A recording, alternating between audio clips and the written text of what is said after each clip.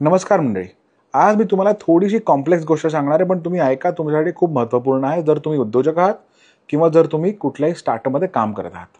मी तुम्हाला सांगणार आहे ESOP बद्दल, employee stock option plan. Employee stock option plan म्हणजे कुठल्याही कंपनीमध्ये जर त्या कंपनीमध्ये जे काम करणारे एम्प्लॉईज आहेत, त्यांना जर त्या कंपनीचे शेअर्स जर घ्यायचे आहेत, तर युजुअली ESOP प्लॅनच्या थ्रू ते होतात.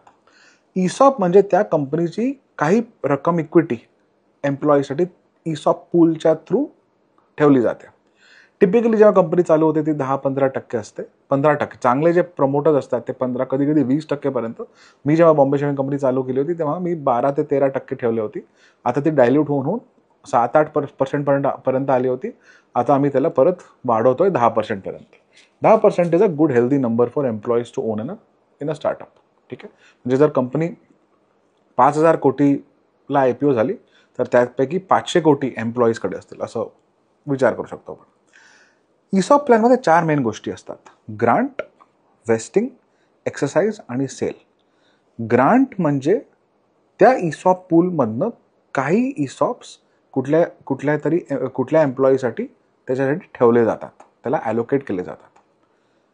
वेस्टिंग म्हणजे ते 3, 4, 5 वर्षाच्या ड्युरेशनमध्ये ते जे ठेवलेत ESOPs ते त्या एम्प्लॉईजला दिले जातात. ऑप्शन त्याला दिले जातं. एक्सरसाइज म्हणजे एका प्राईसला तो एम्प्लॉई त्याला जे दिलेले ऑप्शन्स आहेत त्या ऑप्शनला तो इक्विटीमध्ये कन्वर्ट करू शकतो. म्हणजे जर ती प्राईस ₹10 आहे तर तो एम्प्लॉई कंपनीला ₹10 देतो आणि त्या ऑप्शनला इक्विटीमध्ये कन्वर्ट करतो. आणि सेल म्हणजे जी इक्विटी आहे तो विकू शकतो कुठल्या तरी बायरला, किंवा जर IPO झाली कंपनी तर पब्लिक मार्केटमध्ये. ह्या 4 मेन गोष्टी आहेत. जर तुम्ही कुठल्या स्टार्टअपमध्ये काम करता तुम्हाला ह्या 3-4 गोष्टी लक्षात ठेवायच्या. नंबर 1, त्या कंपनीचा किती इक्विटी ESOP पूलमध्ये आहे. जितकी जास्त तितकं तुमच्यासाठी चांगलं. नंबर 2, वेस्टिंग पिरियड काय. वेस्टिंग पिरियड टिपिकली 4 वर्षाचा असतो.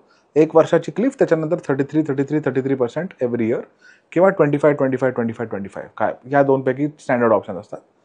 थर्ड म्हणजे स्ट्राईक प्राईस. किती प्राईसला तुम्ही तो ऑप्शनला इक्विटीमध्ये कन्वर्ट करू शकता.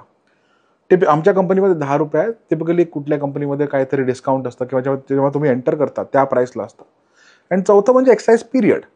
म्हणजे जर तुम्ही कंपनी सोडता तर तुम्हाला एक्साईज करायचं असतं का कंपल्सरी. जर करायचं असतं तर थोडं टॅक्सचा इम्प्लिकेशन असतो. आमच्या कंपनीमध्ये इन्फिनिट आहे. म्हणजे आम्हाला खूप आवडतं की आमचे जे ॲलम्स आहेत ते इक्विटी शेअर होल्डर्स आहेत. तर ह्या 3-4 गोष्टी तुम्ही लक्षात ठेवा आणि नेहमी आपला ESOP प्लॅन नेहमी नीट वाचा आणि त्याचे इम्प्लिकेशन समजा. तर तुम्ही कुठल्या स्टार्टअपला जॉईन करता. ओके. जय महाराष्ट्र, जय भारत.